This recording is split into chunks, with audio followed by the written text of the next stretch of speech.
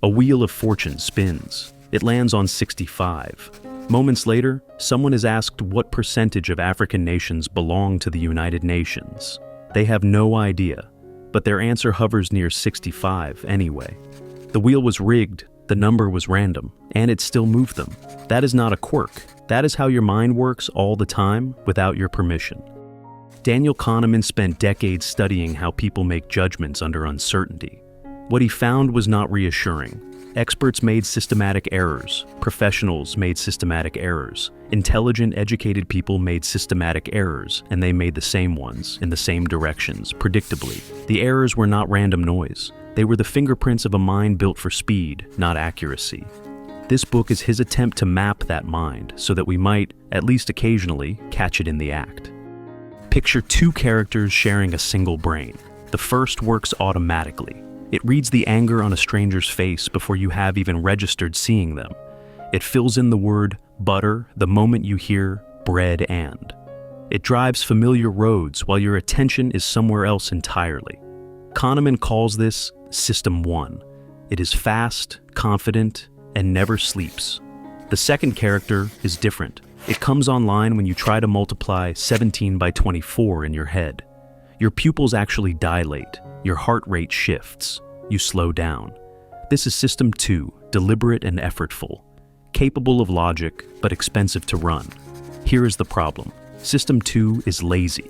It does not automatically check the work of System 1. It mostly just endorses whatever System 1 delivers, adding a feeling of having made a conscious choice. So, when System 1 gets something wrong, which it does regularly and predictably, System 2 rarely catches it. Kahneman is careful to say these systems are not brain regions or anatomical structures. They are useful fictions, shorthand for two modes of processing. But the distinction is real, and the consequences are everywhere. Most of what we believe we chose, we did not actually choose.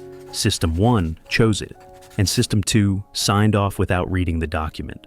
The question worth sitting with is this. If most of your judgments arrive pre-formed, how much of what you call reasoning is actually just rationalizing? This is the pivot that changes everything else in the book. System 1 does not wait for complete information. It takes whatever is currently available, builds the most coherent story it can from those pieces alone, and delivers that story as a confident conclusion. Kahneman calls this waziati. What you see is all there is. The mind does not flag what it does not know. It does not send a warning that the sample is small or that you are only hearing one side. It simply constructs, and the more coherent the story, the stronger the feeling of certainty. Kahneman describes a striking result from a legal experiment.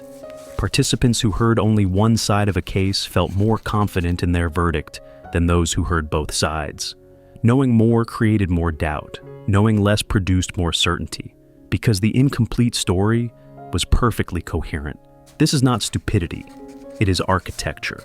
Waziati is the engine underneath overconfidence, snap judgments, political conviction, and the certainty people feel when they have actually only read one article. The less you know, the easier it is to build a story with no cracks in it. And a story with no cracks feels like truth. This single principle, Kahneman argues, accounts for more of our errors than any other. When you feel absolutely certain, it may be worth asking how much of the picture you are actually seeing. In one of Kahneman and Tversky's most unsettling experiments, subjects watched a wheel of fortune spin and land on a number, either 10 or 65. They were then asked what percentage of African nations belong to the United Nations. The wheel was obviously random. The number was obviously useless.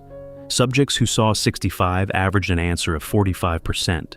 Subjects who saw 10 averaged 25%. A random number, clearly irrelevant, shifted expert estimates by nearly 50%. Researchers call this anchoring, but undergraduates in a laboratory are one thing. What about professional judges? In another study, experienced judges were given a shoplifting case. Before sentencing, they rolled a pair of dice loaded to land on either 3 or 9. Those who rolled 3 sentenced the shoplifter to roughly 5 months on average. Those who rolled 9 sentenced the same person to roughly 8 months. The dice had nothing to do with the law. The judges knew they were in a study. And the effect held. 2 mechanisms drive anchoring. System 2 starts from the anchor and adjusts, but stops too soon. And System 1, through associative priming, makes anchor-consistent information feel more available and credible. The practical implication is immediate. Whoever sets the first number in a negotiation, a salary offer, a legal claim, or a price list shapes every number that follows. Even when the opening figure is arbitrary, the anchor does not need to be reasonable to be powerful. Imagine two people. One finds $50 on the street. The other loses $50 from their pocket. Objectively, their financial situations are equally affected, but their emotional experiences are not close. Kahneman and Tversky's research showed that losses hurt roughly twice as much as equivalent gains feel good.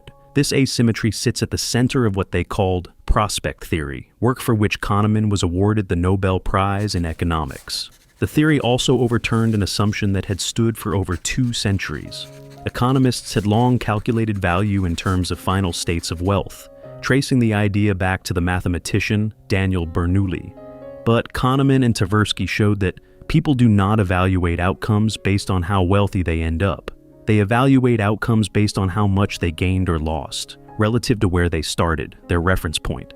Change the reference point and you change the decision, even if the objective outcome is identical. This is why framing works. Telling someone a medical procedure has a 90% survival rate lands differently than saying it has a 10% mortality rate, even though those sentences say exactly the same thing. System 1 responds to the emotional color of the framing, not the underlying math. Loss aversion is not irrational in every context, but it reliably distorts financial decisions, negotiations, and risk assessment in ways that cost people real money and real opportunities. After laying out this map of errors, Kahneman is honest about something uncomfortable. Knowing about these biases does not reliably protect you from them. You cannot simply decide to stop anchoring. You cannot will yourself out of loss aversion. System 1 does not take notes. What can work is changing the conditions under which judgments are made, rather than relying on willpower in the moment. Kahneman points to structured decision-making processes. Checklists, formalized criteria, set before the options are on the table. Algorithms that outperform clinical intuition in fields from medicine to parole decisions. When a simple statistical formula beats an experienced professional's gut feeling, the problem is not the professional's intelligence. The problem is that human judgment is too easily captured by irrelevant information, recent experience, and the story that happens to be most coherent right now. He also describes a technique he calls a pre-mortem, imagining in detail that a plan has already failed, then working backwards to explain why. It is one of the few interventions that reliably loosens overconfidence before a decision is locked in. The honest version of this section is not a self-help checklist. It is a structural argument. If you want better decisions, do not trust yourself more. Build systems that reduce the number of moments where a tired, rushed, story-hungry System 1 gets to decide alone. Back to the spinning wheel from the beginning. The number was random, it could not possibly have been relevant, and it moved every estimate anyway. That result is Kahneman's argument in a single image. We are not primarily rational agents who occasionally make emotional mistakes. We are fast, story-building, pattern-completing creatures who occasionally slow down to check the work, and often do not bother. Kahneman captures the spirit of the book in a line near its end, that we are not just poorly calibrated, but that our confidence in our own judgments is itself a product of the same systems generating the errors.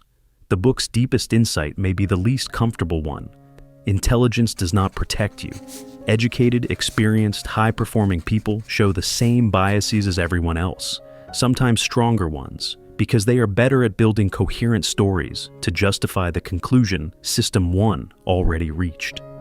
One honest limitation deserves mention. Some of the specific studies Kahneman describes, particularly in social priming, have not replicated cleanly in later research. The broad framework of System 1 and System 2 remains influential and well supported, but a careful reader should treat some of the smaller experimental findings with more skepticism than the book's confident prose might suggest. Kahneman built a career out of taking human error seriously. The least we can do is apply the same scrutiny to his evidence that he asks us to apply to our own thinking. Kahneman did not write this book to make you feel bad about how your mind works. He wrote it because understanding the machinery is the first step toward not being entirely at its mercy. You will still anchor, you will still build stories from incomplete information, but you might, in a few key moments, notice the wheel spinning before you write down the number. If that sounds worth something, consider subscribing.